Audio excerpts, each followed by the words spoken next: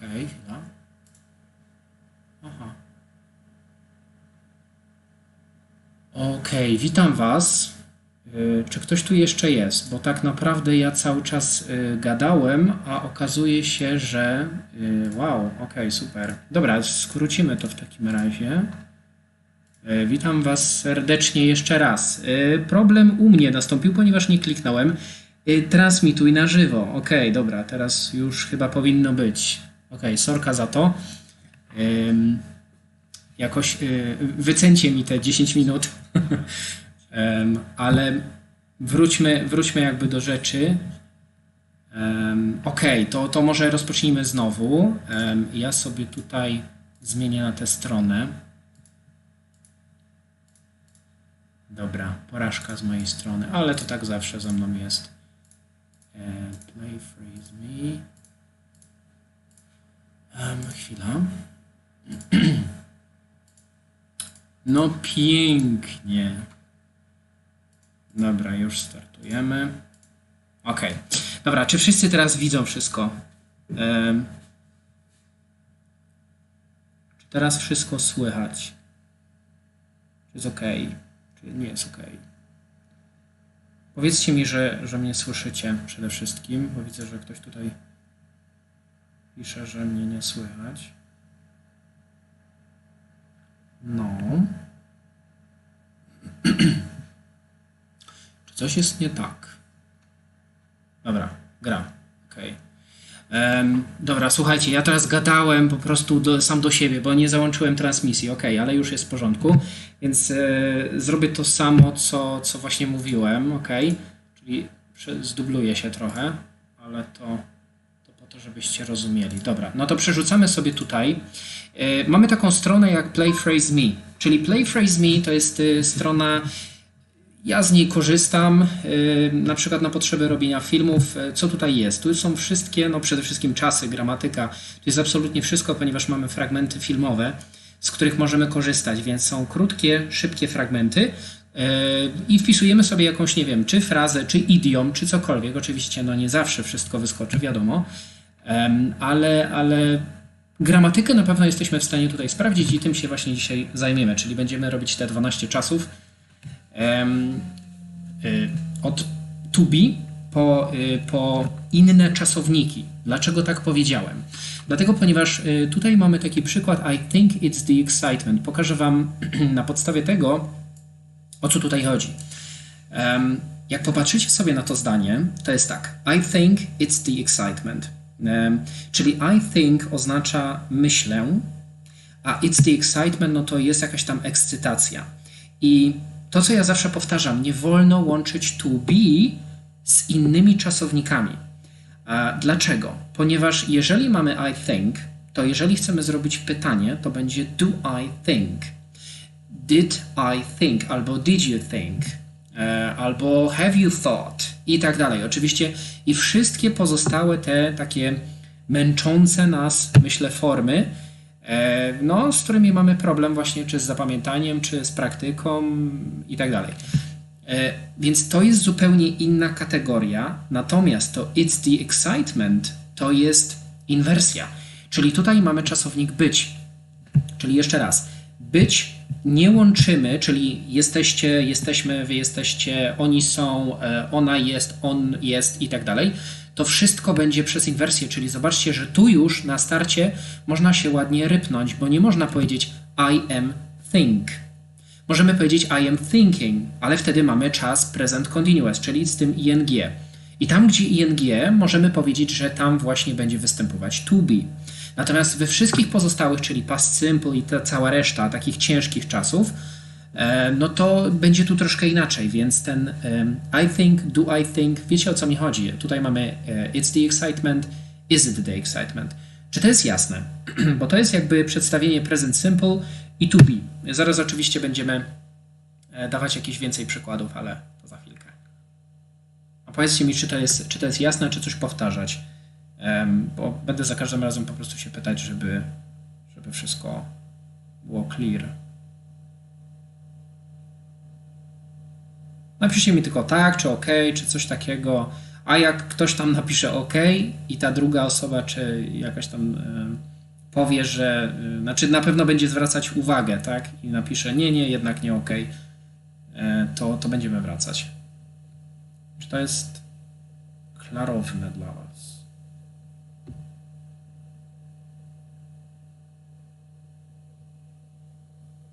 No.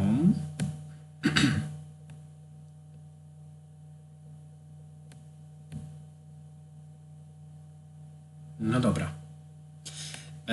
No więc to jest ta różnica. No i teraz tak, present simple, czyli o co chodzi? Present simple to jest zwyczaj. To, o czym bardzo często nauczyciele, no już tam nie wymieniając powiedzmy, ale generalnie jest problem taki, że zwyczaj to zwyczaj. Czyli na przykład jeżeli mówimy o, nie wiem, bo często mówi się, że rozkłady jazdy na przykład to też jest present simple. Godzina otwarcia danego kina to też jest present simple. To też jest present simple. Nie, to jest takie głupie myślenie, bo ta teoria jakby się wydłuża, a my chcemy tylko jedno słowo, zwyczaj. Jeżeli po prostu kino się otwiera o tej godzinie, no to jest siłą rzeczy po prostu zwyczaj i nic innego. I to będą zwyczaje, więc to jest jakby, to jest po prostu present simple i to jest wszystko. Więc tutaj, tam będzie się oczywiście zmieniać, więc tutaj mamy I think, no ale weźmy sobie na przykład she goes. I teraz mamy she goes, czyli na przykład, no może skupmy się tylko na tym, co tutaj jest. His face everywhere. Aha, bo tu mamy her lover left her, tak? Czyli jakiś tam jej kochanek zostawił ją. But she still sees, czyli ona wciąż zazwyczaj widzi jego twarz wszędzie, gdzie idzie. Czyli to jest po prostu zwyczaj. No i tyle. I to mamy present simple, no to do, does, wiadomo. Jak będziecie chcieli, to później pod koniec będziemy mogli poćwiczyć to, bo chciałbym po prostu wszystko zawrzeć w tym webinarze, wszystkie czasy, a najwyżej jak będziecie chcieli sobie później poćwiczyć, to po prostu dajcie mi znać i będziemy coś robić. Ok, no i to jest właściwie tyle, tak? Czyli mamy present simple. No to przejdźmy dalej. Następny to jest present continuous, czyli musimy jakby wpisać na przykład going, tak? Na przykład she is, a nie będzie thinking. I tutaj na przykład mamy, no skupmy się tylko na tym, she's thinking of 2 children. To oznacza, że ona teraz myśli o 2 dzieciach, bo tutaj mamy tak, the only trouble is... Dobra, zostawmy to może, ja będę pokazywać po prostu we wszystkich konfiguracjach. Czyli she's thinking of 2 children, czyli ona myśli o 2 dzieciach, albo wyobraża sobie, to nie jest istotne.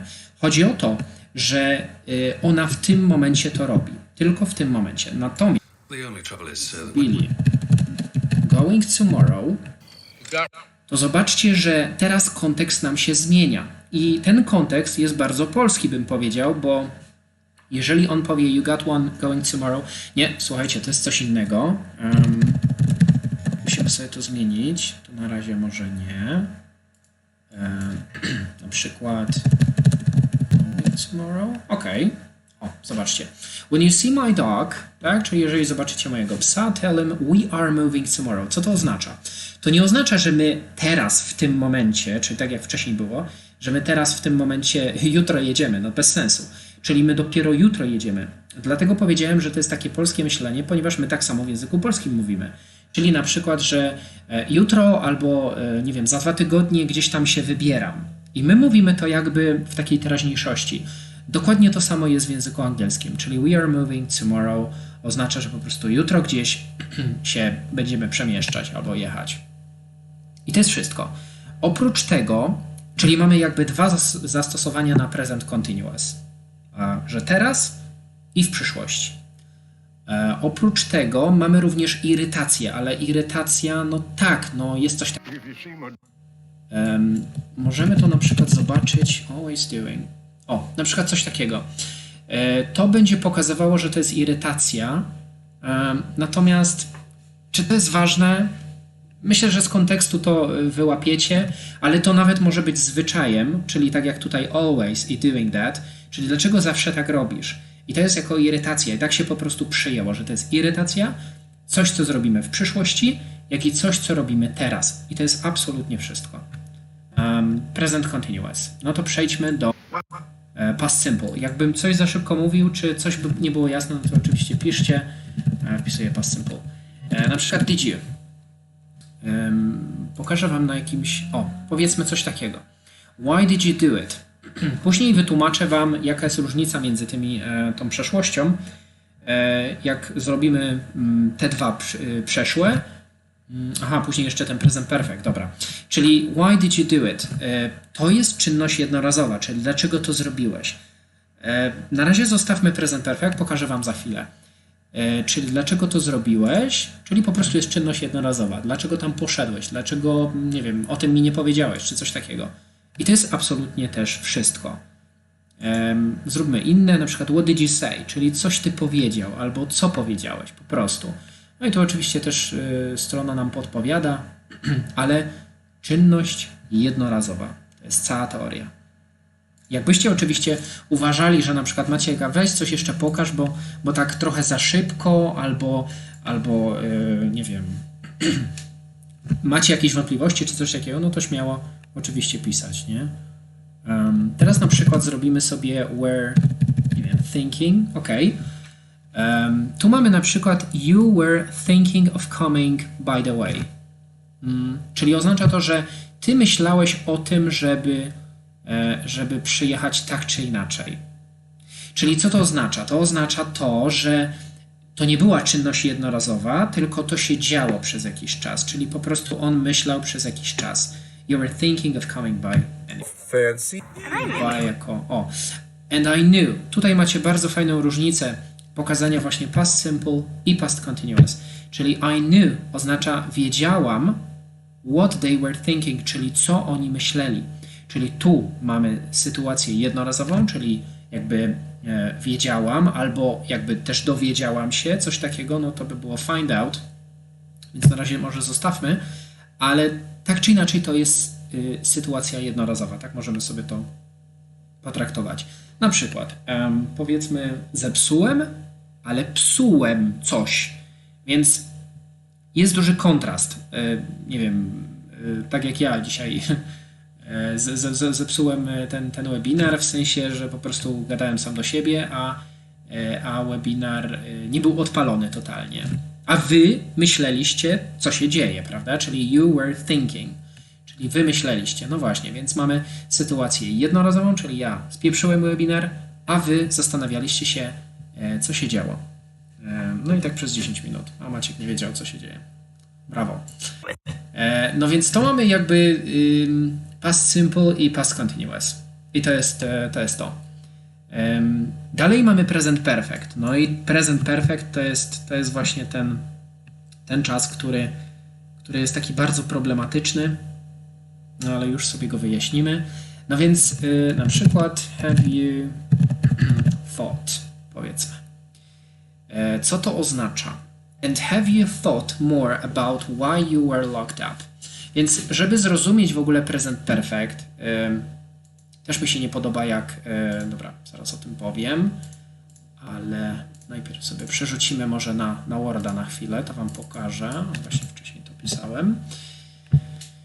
Więc tak, past simple, nie, przepraszam, present perfect, tak? Czyli mamy present perfect, ale myślę, że lepiej będzie, jak ja sobie odpalę coś nowego. Dobra. I teraz sekunda. OK. Żeby zrozumieć w ogóle present perfect, przede wszystkim to jest czas teraźniejszy i tego się absolutnie trzymamy, czyli present perfect. A zobaczymy sobie różnicę między past simple. Więc najlepiej, żeby zrozumieć te dwa czasy, ja wam pokażę, jak one się zmieniają, jak używamy poszczególnych czasowników. See, have, know, be, want i tyle. Myślę, że tyle czasowników spokojnie wystarczy, żeby pokazać te różnice między tymi czasami. I tak samo, czyli tutaj jakby mamy do czynienia ze stanami. Stany. Ja sobie to tak zrobiłem i do tej pory tego się trzymam. Czyli to mamy stany,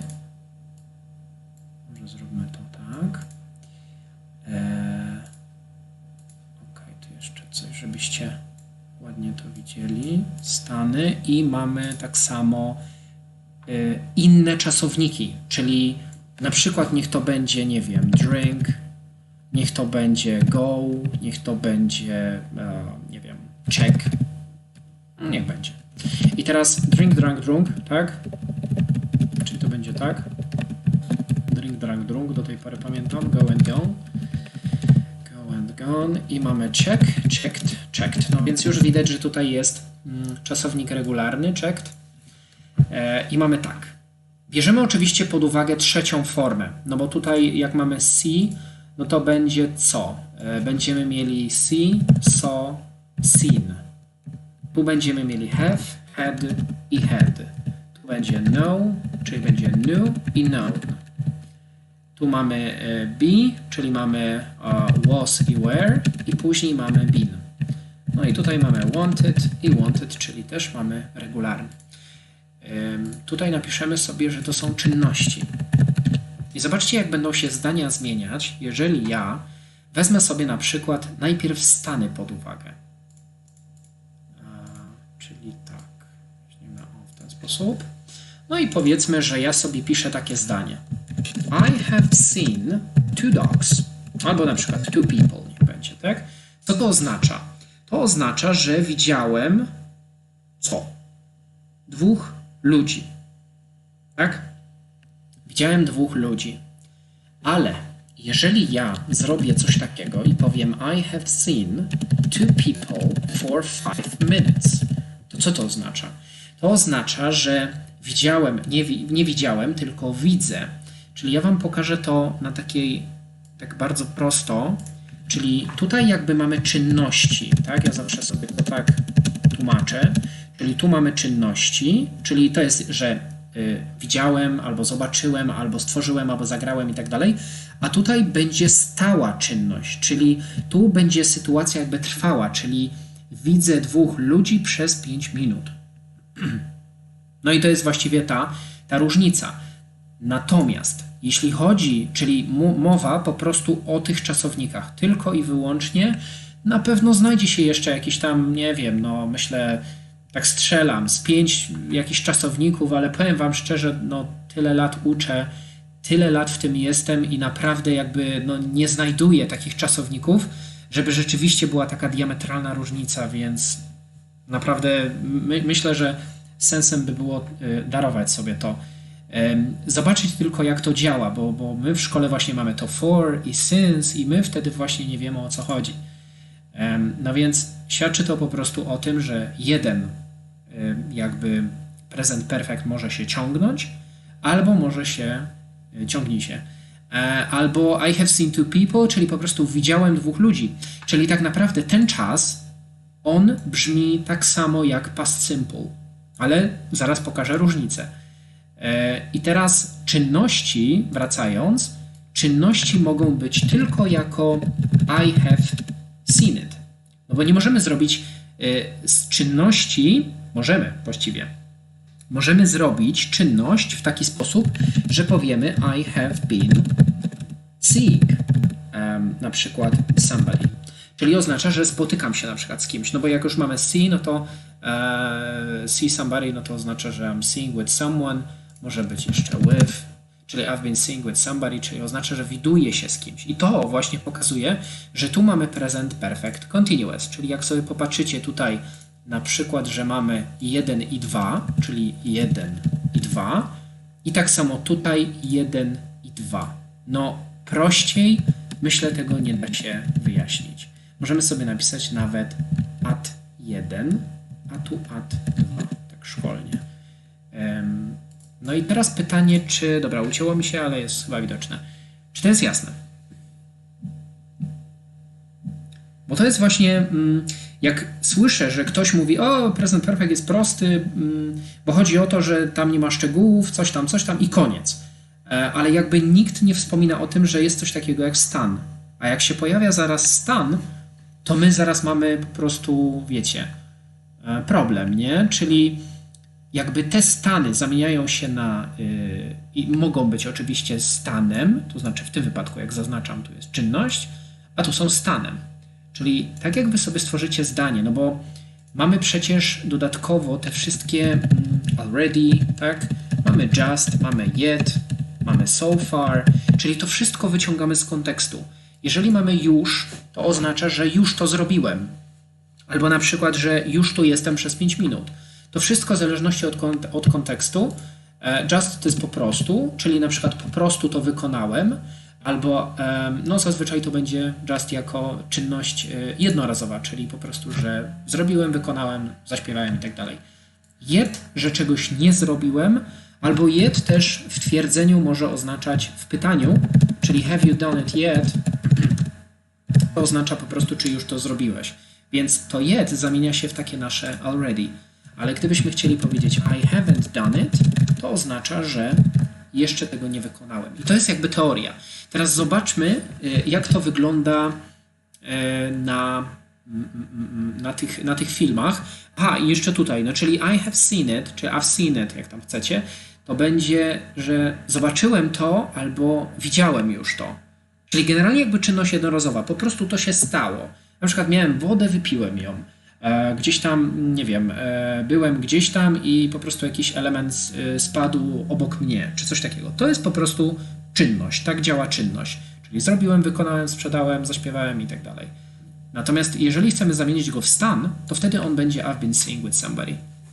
I tak jest chyba najlepiej to zrozumieć. Tyle. No bo tak samo możemy zrobić z have, prawda? Czyli albo miałem coś, na przykład miałem po prostu, nie wiem, 2 chomiki czy coś tam, ale mam 2 chomiki na przykład od momentu, kiedy coś tam się stało, tak? Czyli mamy tutaj jeszcze ten since i for, no to szybko tylko dla przypomnienia, czyli I have had 2 hamsters, tak? Since na przykład od momentu since my friend bought it, tak? Since my friend. I to jest strasznie takie, nie lubię tej gramatyki, since my friend bought it, nie lubię tej gramatyki, bo ona jest taka bardzo, bardzo szkolna. Po prostu mówi się I've had 2 hamsters i tyle. Więc jest ok, no chyba, że ktoś po prostu zapyta, nie? No to od momentu kiedy, no to wtedy właśnie wspominam o tym, czyli since my friend bought it. Czyli oznacza, że od momentu, kiedy mój przyjaciel go kupił. Znaczy kupił je, tak? No bo jeżeli chcemy się trzymać liczby mnogiej, no to them. I to jest teoria, filmy. Zobaczmy, jak to działa na filmach. Czyli mamy play phrase me. No i tak jak mówię, jak chcecie, no to pytajcie, tak? Jak są tam jakieś pytania, czy coś za szybko, za wolno, no to mówcie. Ok, no i to będzie to samo, czyli have you thought more about why you were locked up? To, czego ja nie powiedziałem, to jest tak. W present perfect nie ma szczegółów, po prostu.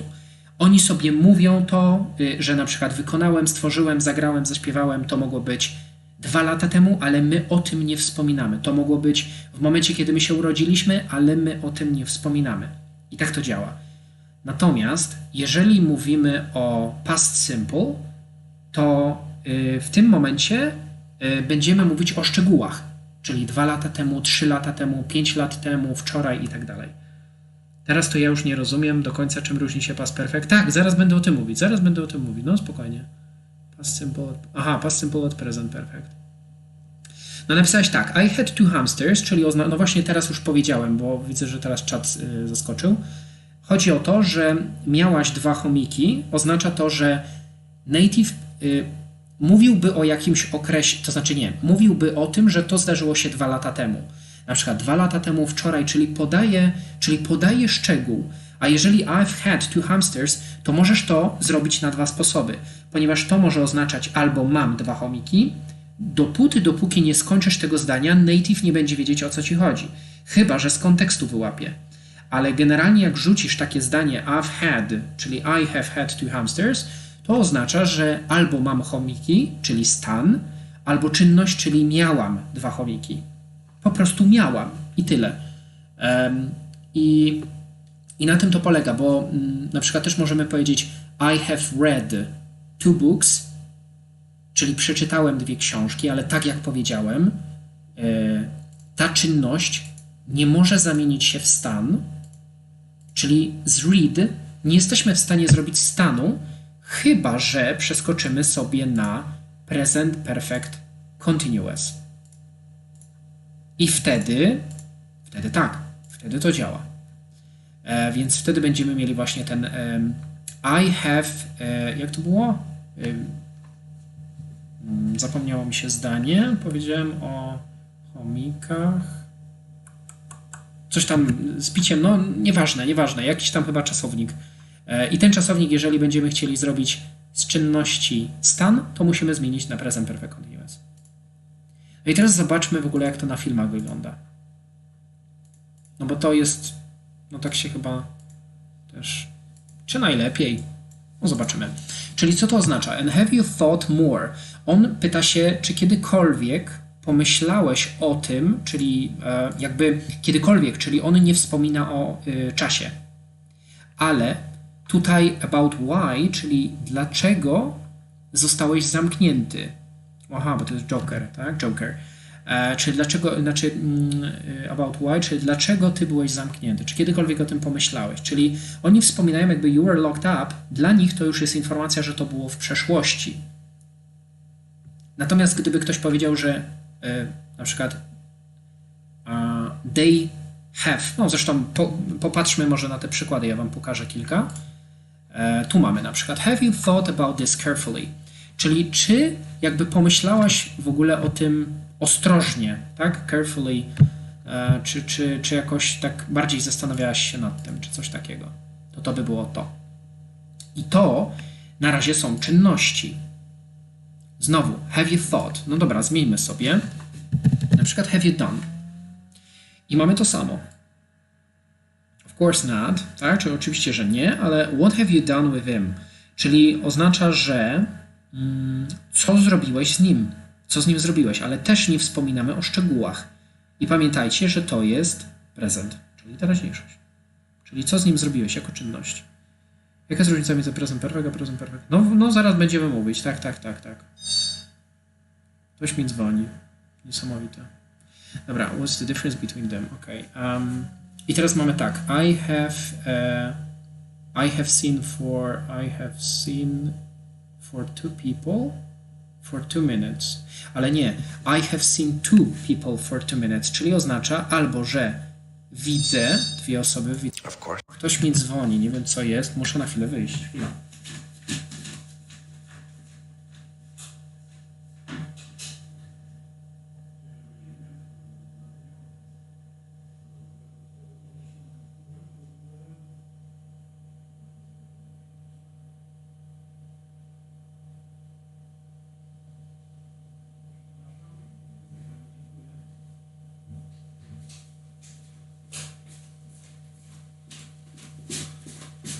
Dobra, już jestem.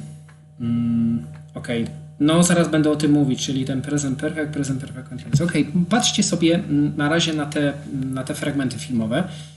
Czyli tu na razie mamy jakby czynności. Czyli what have you done with him? Czyli co z nim zrobiłeś. Więc to jest czynność. Później mamy what have you done? Tak? Oh my. Tak? Czyli on mówi, coś ty narobił. Okay?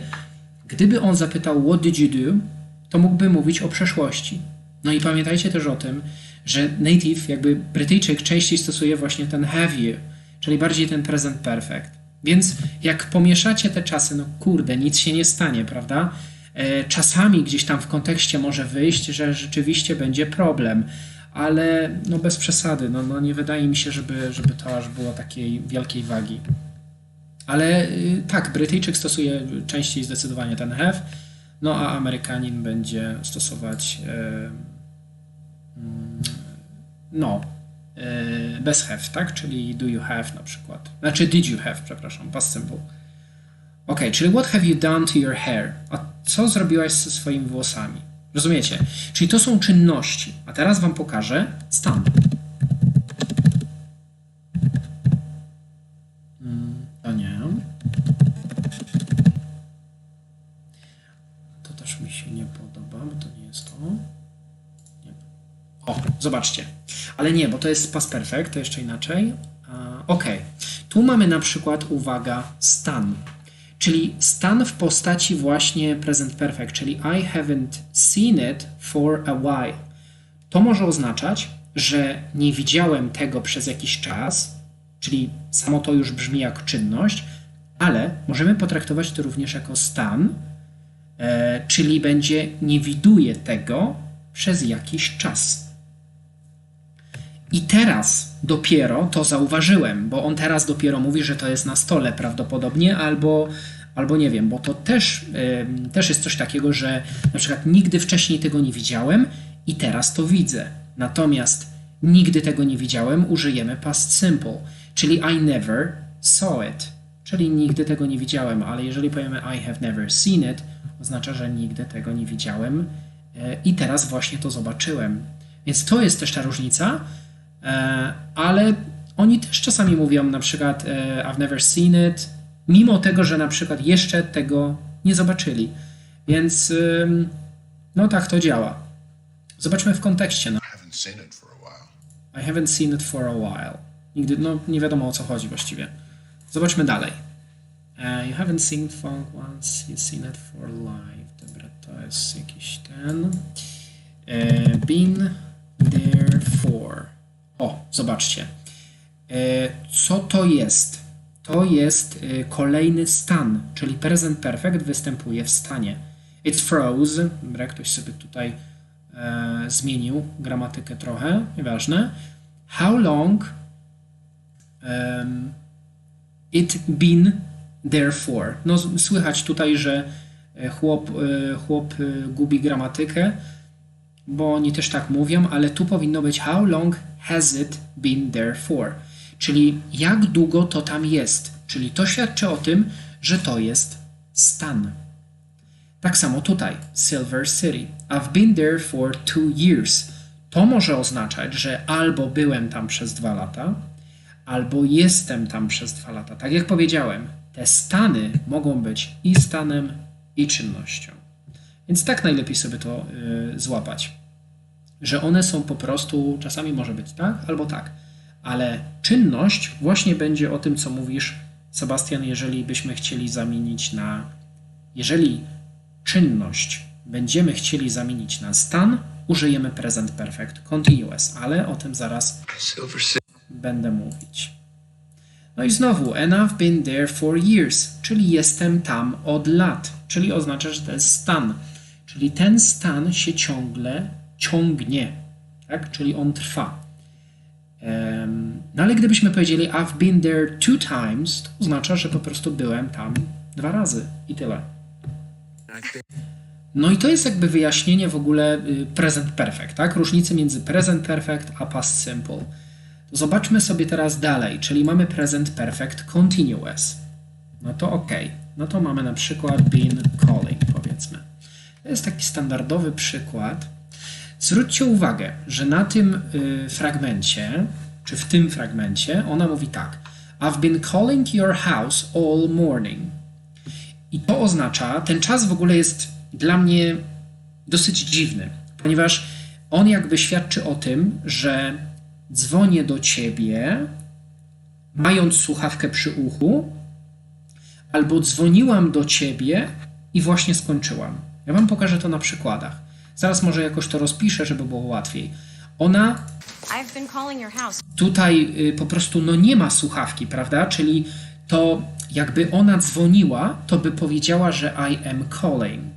Ale zaraz wam pokażę, że w takiej formie również występuje, jak trzyma słuchawkę. Więc on jest bardzo podobny do present continuous, o czym wcześniej też już mówiłem.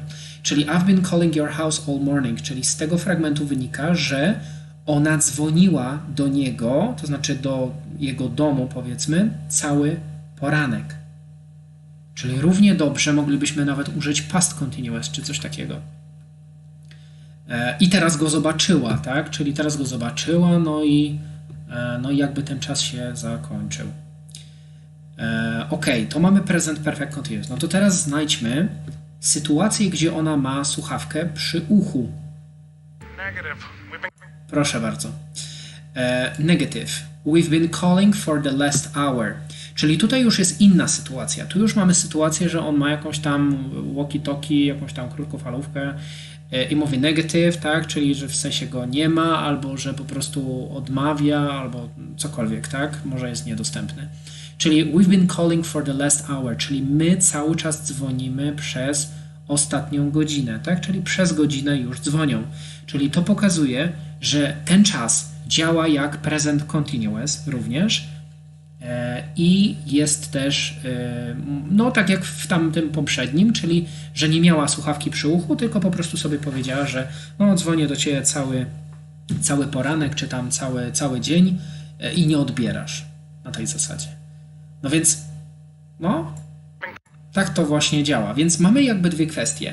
Albo, że siedzę z wami tutaj, na przykład, albo mówię do was, I've been speaking to you, I have been speaking to you oznacza, że mówię do was, czyli tak jakby mam tę słuchawkę, tak? A jeżeli powiem na przykład, że na przykład, nie wiem, ktoś mi tam zadzwonił i ja mówię, że no właśnie gadałem z nimi i skończyłem, tak? Czyli też może być jako taki a la past continuous, coś takiego. No i tak to chyba działa. Ok. Tak samo tutaj, zobaczcie. Dave has been calling all over town, czyli dzwoni po całym mieście za tobą, tak? About you, czyli pytając jakby o ciebie prawdopodobnie. No i teraz, znaczy tak byśmy sobie to przetłumaczyli. Czyli on dzwoni, ale tego Dave'a tak naprawdę tutaj nie ma. No bo... Dave's been calling all over town. No właśnie, tu jest ewidentnie pokazane, że nie ma żadnego Dave'a, tylko on po prostu dzwoni sobie znaczy obdzwania całe miasto. Czyli all over town. About you. Okej. No i czy to jest teraz jasne? No bo to jest jakby, to są te czasy i teraz zostaje nam past. Przeszłość i jeszcze mamy przyszłość. To jest jasne. Czy coś tutaj nie gra? Jak nie wiem, coś wam się nie podoba, coś jest krzywo wyjaśnione, no to mówcie.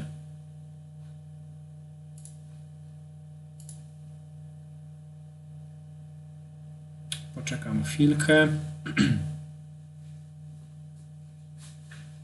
Więc niestety, no te czasy są, nie wiem czy skomplikowane, po prostu trzeba zobaczyć je w różnych kontekstach.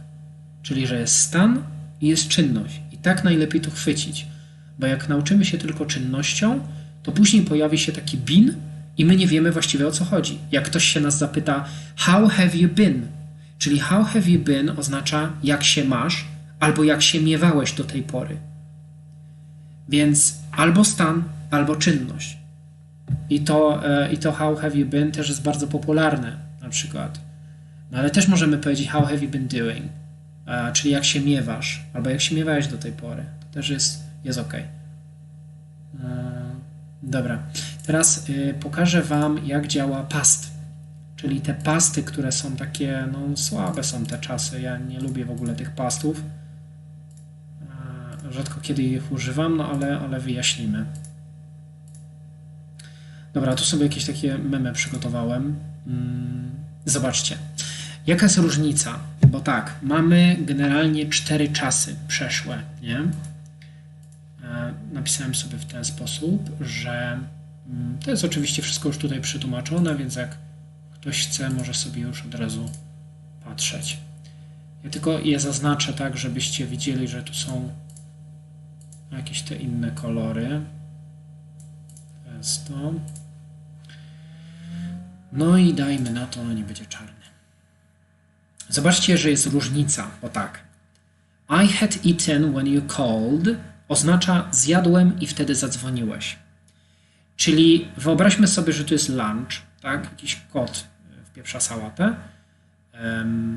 A tak wyglądam, jak odbieram wiadomości od znajomych, z którymi straciłem kontakt i nie odzywaliśmy się jakby nie kontaktowaliśmy się w ogóle przez x lat. Więc tak wyglądam, jak odbieram telefon. No więc zrobimy sobie znowu na podstawie na przykład tego telefonu. Powiedzmy, że I had eaten when you called. Może zróbmy najpierw w sumie może być. Jeszcze trochę inaczej. Zrobimy coś takiego, że I had been eating. O, coś takiego. Dobra. W ten sposób. Bo te dwa czasy to jest past. Ten perfect. Czyli tu mamy past perfect, tutaj, a tu mamy past perfect continuous. Jak to działa? I had eaten when you called oznacza, że zjadłem i wtedy zadzwoniłeś. Jak to można zrozumieć? Za pomocą słowa before, czyli przed. Czyli jakby zjadłem, zanim zadzwoniłeś. Czyli ja najpierw zjadłem sobie tę sałatę, a później ktoś zadzwonił. Jak mamy I had been eating when you called, to oznacza, że ja jadłem, zanim zadzwoniłeś. Czyli jadłem przez jakiś czas i później ktoś zadzwonił. Więc tutaj mamy zjadłem, tu się czynność dokonała. Tu mamy zjadłem, I had eaten, a tu mamy jadłem. Po prostu to jest tylko informacja o tym, że jadłem zanim zadzwoniłeś. Czyli ja sobie jadłem, przeżyłem jakby pokarm, tak można powiedzieć, i wtedy dopiero odebrałem telefon. A tam mieliśmy, że zjadłem, czyli po prostu przed tą sytuacją coś tam, znaczy ktoś zadzwonił. To jest to. Teraz mamy past simple i past continuous. Jaka jest różnica? Tu już nie ma tego before. To nie jest już przed, tylko to jest w trakcie. Czyli możemy nawet użyć słowa tutaj jakiego? During. Podczas. Czyli na przykład I was eating when you called. Czyli jadłem i dzwoniłeś w tym samym czasie. Czyli jak ja jadłem sobie przez jakiś czas, to ty w tym samym momencie zadzwoniłeś do mnie. A tutaj mamy I ate, czyli zjadłem, kiedy zadzwoniłeś. Czyli dzwoniłeś, odebrałem i wtedy ugryzłem. Czyli jakby ktoś dzwoni do was, wy odbieracie telefon i wtedy dopiero zabieracie się za jedzenie. No bo to jest jakby ugryzłem, prawda? Ten I ate będzie jak taka czynność jednorazowa. Czyli I ate when you called. Czyli kiedy właśnie zadzwoniłeś, no to ja sobie odebrałem, czyli wszystko wykonujemy jakby w czynności jednorazowej. No i to jest tyle. Past simple tłumaczyłem. Past simple tłumaczyłem, chyba tak, było tam did you, ale możemy jeszcze zrobić. Chyba było. Czyli na przykład did you do it, powiedzmy. Yesterday. Nie? O, wpiszemy sobie yesterday i zobaczymy, czy nam coś wyskoczy. O, powiedzmy, widzicie? Czyli yesterday oznacza, że jest szczegół. Jest informacja o tym, że coś się wydarzyło. Czyli Hurricane Carmen came through, czyli po prostu przeszedł przez tutaj, tak? Przeszedł tutaj wczoraj. Czyli wczoraj oznacza, że past simple. I tak musi być. Nie możemy użyć yesterday i present perfect. Natomiast, no słuchajcie, no jeżeli się stanie, no to się stanie, no bez przesady. Się tam specjalnie nie karcimy za to, tylko po prostu nie ma szczegółów present perfect. Są szczegóły past simple. No czyli tutaj po prostu przeszedł, tak? Wykonał czynność jednorazową. No ale na przykład jeżeli mamy was going, no to mamy I was going to say. To jest zupełnie co innego. Czyli she was thinking może. She was thinking. I don't know what she was thinking. Czyli jakby mamy czynność, która trwała przez jakiś czas. Czyli mamy na przykład, że nie wiem, co ona wtedy myślała. What she was thinking. Po prostu. Czyli mamy czynność, która się ciągła. A gdybyśmy powiedzieli, nie wiem, co ona pomyślała, to wtedy by było I don't know what she thought. Czyli nie wiem, co ona pomyślała. No i to jest przeszłość. To jest przeszłość. No to mamy will. Jak działa will? Will. Zobaczmy. Napiszmy sobie coś takiego.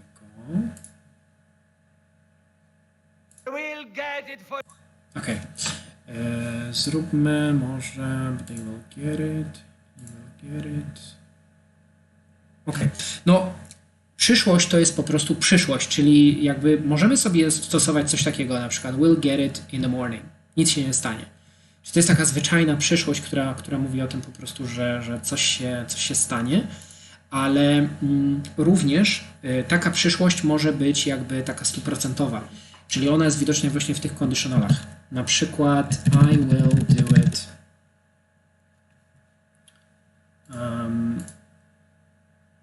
Na przykład you know I will do it, tak? Czyli ty wiesz, że ja to zrobię. Czyli chodzi o to, że on doskonale wie, że on to zrobi, czyli to jest przyszłość taka nieunikniona. Dlaczego akurat nieunikniona? Bo jeżeli if it na przykład, zobaczcie, to jest bardzo widoczne tutaj, czyli if it does, czyli jeżeli rzeczywiście tak się stanie, albo jeżeli to coś, generalnie jakbyśmy powiedzieli, no to if it does, czyli jeżeli tak rzeczywiście będzie, I will be there. Czyli to jest taka sytuacja, że to się stanie. To jest jakby, to już jest, powiedzmy, jeżeli ten facet na przykład powiedzmy, że to, co on obok ma, czyli ten sok, czy cokolwiek to jest, on by się tego napił, a że to jest kwaśne. I każdy wie doskonale, że to jest kwaśne. Jeżeli on się tego napije, to pewnie wykrzywi mu buzię. Więc to jest rzecz nieunikniona. Więc też myślimy właśnie w kontekście will jako rzeczy takie nieuniknione. Czyli na przykład I will go there oznacza, że tam pojadę, bo tak czy inaczej po prostu będzie trzeba tam pojechać. I to jest will, ale również on występuje w innej formie. Na przykład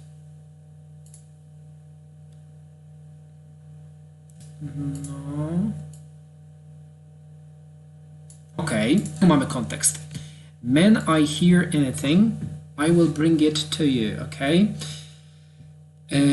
Tutaj chodzi o to, że jakby słyszę I hear anything, jakby słyszę cokolwiek, niech będzie.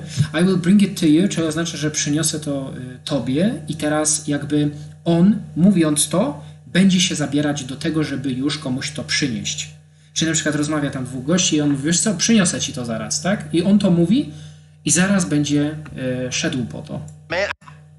No i na tym to polega. Czy coś jeszcze może być? Will, na przykład. Okej, coś takiego.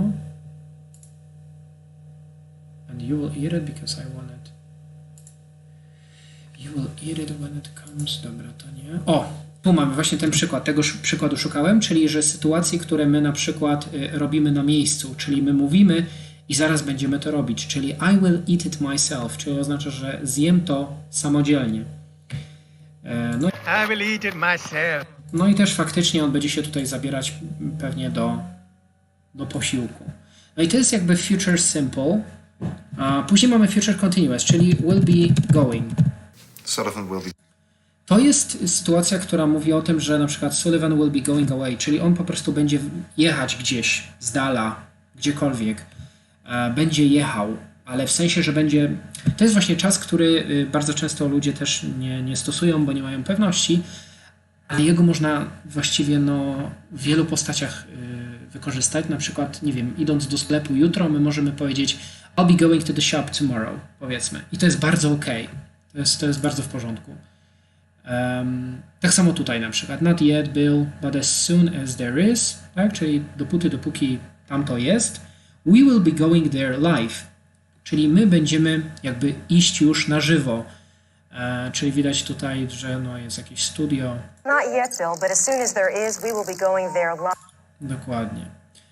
Tu są wszystkie fragmenty, więc możecie sobie też we własnym zakresie jakby zobaczyć, jak to działa. Do tego też zachęcam. Na przykład tutaj, tak, moglibyśmy użyć future simple, tak jak mówiliśmy, że on pójdzie do piekła. Czyli chodzi o to, że pewnie popełnił jakieś błędy, tak, i powiedzmy, ktoś tam mówi, że pójdzie. Więc jeżeli mamy Gino Fish will be going straight to hell, to oznacza, że też możemy użyć właśnie tego future continuous, też będzie OK. Tam passing jako przy jego odejściu. I will be going because you can do this, czyli po prostu będę szła. I will be going. Czyli zobaczcie, że future continuous również świadczy o tym, że jak ona teraz ruszy stąd, bo ona mówi, że ponieważ możesz sama sobie to zrobić, because you can do this, no to ona mówi I will be going, a my byśmy powiedzieli I'll go, czyli pójdę już. Ale I'll be going oznacza, że będę szła. Na przykład I'll be going already, czyli będę już sobie szła. A jeżeli I'll go, to pójdę. No ale praktycznie na jedno wychodzi. No i tyle. I to jest future continuous. Teraz mamy takie inne czasy, jakimi są future perfect. Ale co ja robię? Will have done. O, coś takiego. To jest czas future perfect, który mówi o słowie perfect. Więc jeżeli chcemy powiedzieć na przykład, że coś się zakończy w przyszłości, to właśnie będziemy używać tego czasu. Czyli jakby sytuacja zakończy się w przyszłości, tak jak tutaj. Na przykład when the UN building vanishes, tak? Kiedy ten budynek zniknie, wtedy you will have done everything I asked, czyli wtedy zrobisz wszystko, o co cię prosiłem. Czyli jakby tu jest informacja o tym, że on zrobi absolutnie wszystko, ok? Czyli zakończy to, na przykład wypiję to, wykonam to, nie wiem, co jeszcze może być? Nie wiem, przychodzą mi do głowy, złożę te puzzle, powiedzmy, tak? Albo ugotuję sobie obiad, albo zjem obiad i tak dalej. To są sytuacje, które my mówimy, że one się zakończą, więc to będzie właśnie ten czas. Jest prosty, jest właściwie prosty, on też dzięki niemu gdzieś tam mamy też stronę bierną, no bo mamy to done, więc tam gdzieś też możemy to wykorzystać i stosować do strony biernej, więc fajnie stosować czasy, ponieważ dzięki temu będą nam się utrwalać czasy. Przepraszam, strona bierna. No i przede wszystkim ta trzecia forma czasownika. Ok, mamy will have done i to jest wszystko. To jest jakby jedna rzecz, która dotyczy właśnie tego future perfect. I teraz ostatnim czasem jest future perfect continuous. Czyli future perfect continuous to jest ten czas, który mówi coś takiego. Will have been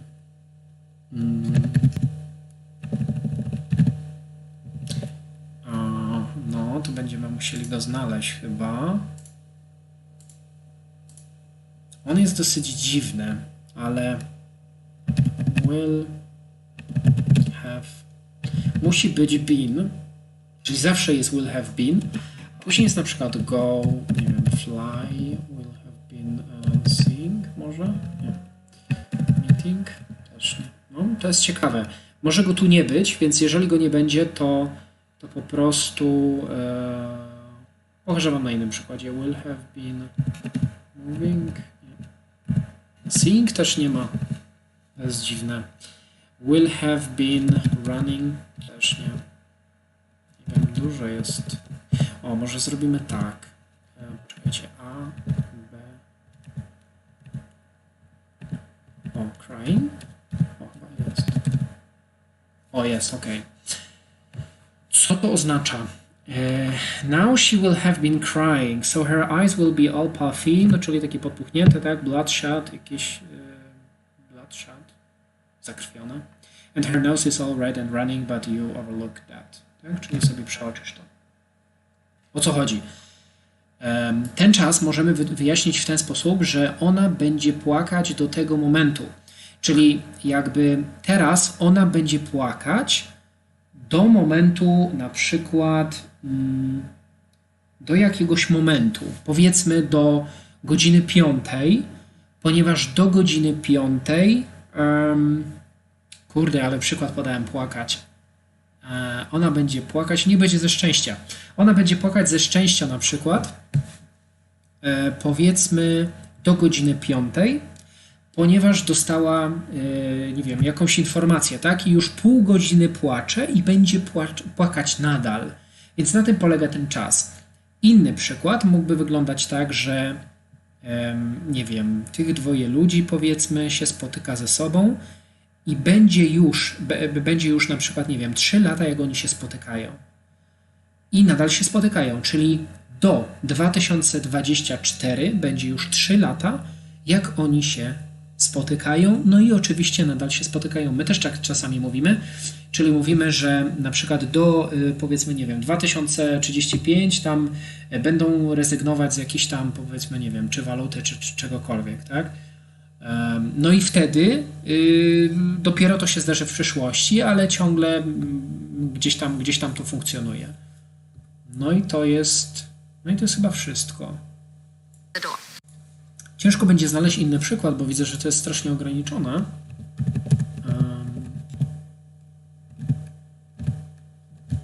No, słabo. No nie znajdę, jest tylko crying, ale dziwne. Okej. No i to jest, moi drodzy, wszystko.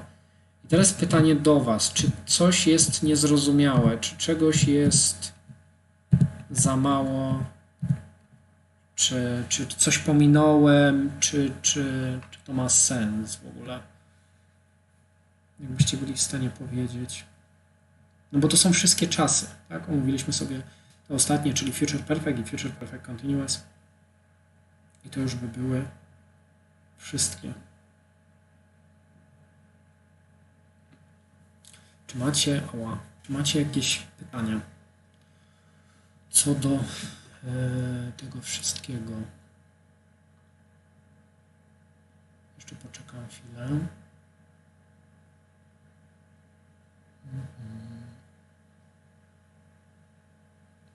No. Czy nadal są takie pytania, na przykład jaka jest różnica między Present Perfect a Present Perfect Continuous? Albo Past Perfect, albo coś takiego. Fajnie wytłumaczone, czas na praktykę. No właśnie. To jest praktyka, nie? No jak ze wszystkim. No dobra. No właściwie jakby czas nam się kończy, ale jak chcecie, no to możecie sobie jeszcze jakieś... Tylko czy to będzie zapisane, żeby... No tak, oczywiście, to będzie zapisane. Jak chcecie, to możemy jeszcze chwilkę zostać i możemy sobie coś poćwiczyć. W sensie, nie wiem, może wy byście jakieś zrobili, albo na przykład możecie mi powiedzieć, z jakimi czasami macie problem i postarajcie się stworzyć jakiś czas, na przykład w tym czacie, no i wtedy ja wam powiem, czy to jest ok. No albo po prostu już tam przerzucimy się na naszą grupę i tam sobie poćwiczycie.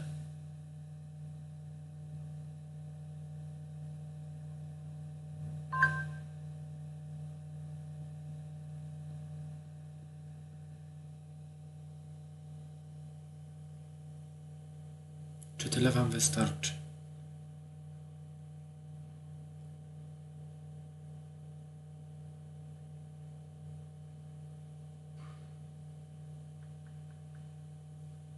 Czyli jest ok.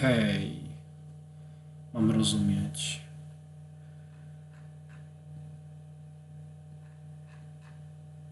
Możemy na grupie. Ok, dobra. Okej, no to właściwie czasy mamy załatwione, no więc jakby mam nadzieję, że jakoś to wyjaśniłem i już nie będziecie mieli wątpliwości, chociaż no mówię, jak nie chcecie mieć wątpliwości, jeśli chodzi o te właśnie takie czasy typu Present Perfect, musicie to podzielić na stan i czynność. Ja na przykład nie znajduję innego sposobu i uważam, że jak sobie to zobaczymy, że dana sytuacja jest w stanie się ciągnąć, a druga po prostu się stała, to wtedy będzie nam o wiele łatwiej.